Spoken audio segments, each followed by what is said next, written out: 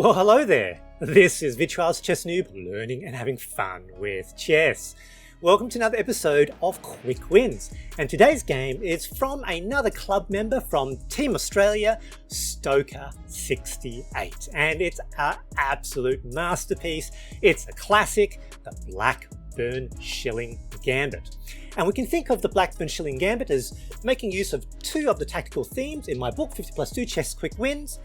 The Queen and Knight, and in this case it's the Queen and the Queen's Knight working together as an assassination unit and also a fully open center file.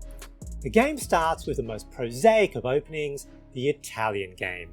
e4, e5, knight f3, knight c6, and of course bishop c4. And in this position we now immediately jump forward with the Queen's Knight to its powerful square of d4. What's going on? Looks like, are we hanging the pawn there? That looks very tempting.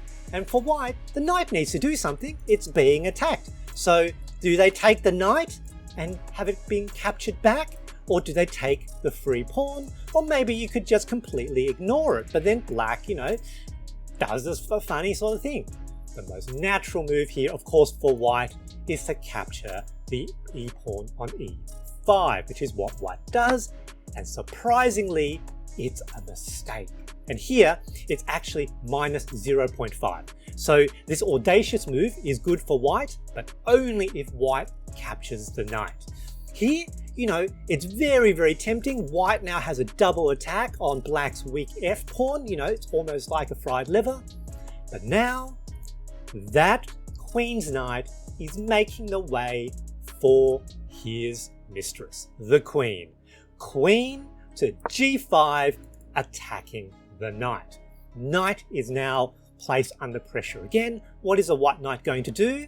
Well, already looking at that weak f-pawn, very naturally, knight captures pawn on f7. Looks like it's got a definite attack on the rook, but it's a blunder.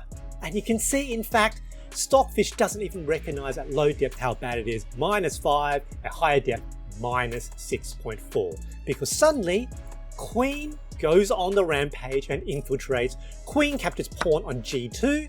Now with a chain attack on that rook, white now feels very, very uncomfortable. If they take, that takes, and it looks like it's almost mate. And so naturally, white moves their rook, snuggles up against the king, or rook to f1, and you can see Stockfish says, it's better for white to let the rook die, because that was actually a fork.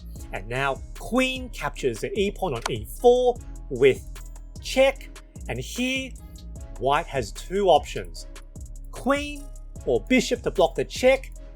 That knight, the stalwart of the position, has been standing there since the initial gambit move. It looks like you don't want to lose your queen. Bishop blocks the check, and now it's pinned.